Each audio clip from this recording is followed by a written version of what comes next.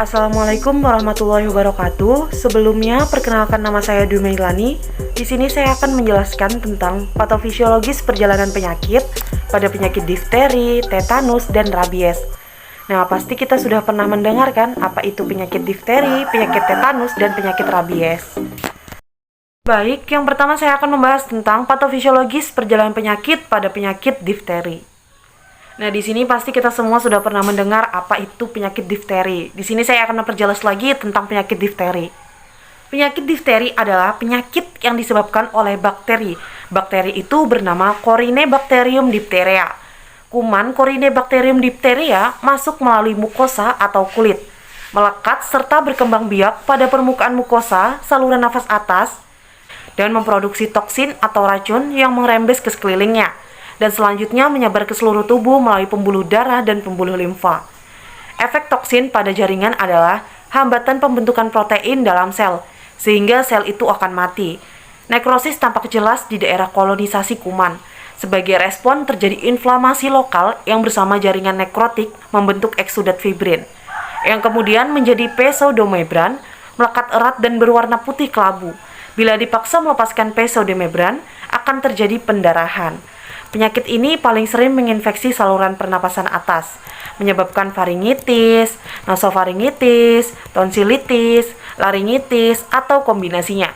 Penyakit ini dapat menyebar dari orang ke orang, melalui partikel di udara, benda pribadi, peralatan rumah tangga yang terkontaminasi, serta menyentuh luka yang terinfeksi kuman difteri.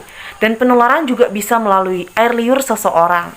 Umumnya, gejala penyakit difteri akan muncul 2 sampai dengan 5 hari sejak seseorang terinfeksi kuman penyebab difteri tersebut.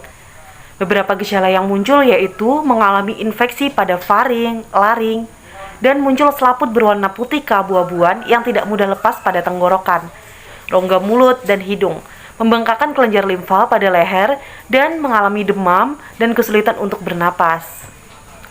Bila penyakit difteri tidak segera ditangani, maka bakteri difteri bisa mengeluarkan racun atau toksik yang dapat merusak sejumlah organ, seperti jantung, ginjal, atau otak. Toksin Corynebacterium diphtheria mempunyai kapasitas invasif yang kecil, tetapi mempunyai efek lokal dan sistemik.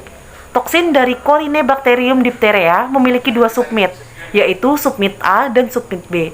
Submit A mempunyai efek inhibisi terhadap sintesis protein, sedangkan submit B yang menempel pada reseptornya akan mempengaruhi pertumbuhan dan diferensiasi sel, sehingga merubah fungsi normal sebuah sel. Yang kedua, saya akan membahas tentang patofisiologis perjalanan penyakit pada penyakit tetanus. Pasti kita semua sudah pernah mendengar apa itu penyakit tetanus. Baik, saya akan memperjelas lagi tentang penyakit tetanus. Penyakit tetanus adalah penyakit yang disebabkan oleh exotoksin Clostridium tetani.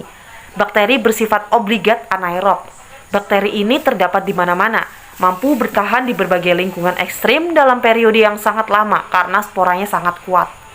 Clostridium tetani telah diisolasi dari tanah, debu jalan, feses manusia, dan feses hewan. Tetanus dimulai dengan masuknya spora bakteri Clostridium tetani melalui luka sebagai port de entry. Luka tusuk, jaringan nekrotik, dan luka yang terinfeksi merupakan luka yang lebih beresiko menimbulkan tetanus. Pada 20% mungkin tidak ditemukan tempat masuknya. Bakteri juga dapat masuk melalui ulkus kulit, abses, gangren, luka bakar, infeksi gigi, tindik telinga, injeksi, atau setelah pembedahan abdominal atau pelvis, persalinan, dan aborsi. Jika organisme ini berada pada lingkungan anaerob yang sesuai untuk pertumbuhan sporanya, maka akan berkembang biak dan menghasilkan tetanospamin dan tetanolisin.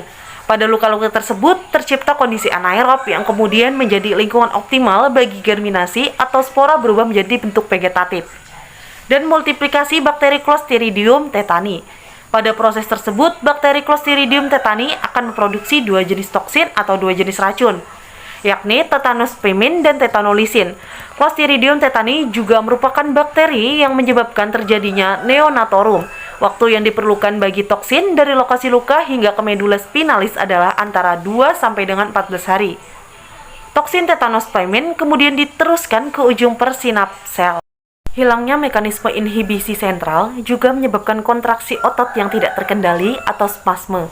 Saat tubuh pasien diberikan rangsangan normal seperti cahaya atau suara, Gejala tetanus neurotoksin yang mengacaukan kinerja saraf dapat menyebabkan pengidap mengalami kejang dan kekakuan otot, yang merupakan gejala tetanus yang utama. Gejala ini dapat menyebabkan rahang pengidap mengatup rapat dan tidak bisa dibuka atau bisa disebut dengan istilah rahang terkunci atau lockjaw.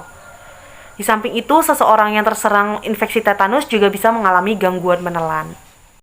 Yang terakhir, saya akan membahas tentang patofisiologis perjalanan penyakit pada penyakit rabies. Rabies adalah infeksi virus pada otak dan sistem saraf. Rabies biasa disebut dengan penyakit anjing gila. Selain anjing, hewan yang juga dapat membawa virus rabies dan menularkannya ke manusia antara lain seperti kera, kucing, musang, dan kelinci. Rabies tergolong penyakit berbahaya karena beresiko menyebabkan kematian jika tidak cepat ditangani. Rabies melibatkan masuknya virus dari liur hewan penular melalui bagian kulit yang terbuka akibat gigitan atau cakaran. Replikasi virus secara lokal, penyebaran virus secara neuronal dari saraf perifer ke sistem saraf pusat, serta diseminasi virus ke seluruh tubuh yang diperantarai saraf perifer. Hal ini menjadi dasar mengapa virus rabies dapat ditemukan pada berbagai sampel jaringan pada penentuan diagnosis post-mortem. Gejala rabies biasanya muncul sekitar 30 sampai dengan 90 hari setelah penderita tergigit hewan yang terinfeksi. Hal ini dapat membuat diagnosis rabies sedikit susah, karena penderita bisa saja lupa telah tergigit atau tercakar hewan rabies. Gejala awal yang dapat muncul meliputi demam, kesemutan pada luka gigitan, sakit kepala, kram otot, dan mengalami sesak napas. Baik, terima kasih telah menyaksikan video saya. Wassalamualaikum warahmatullahi wabarakatuh.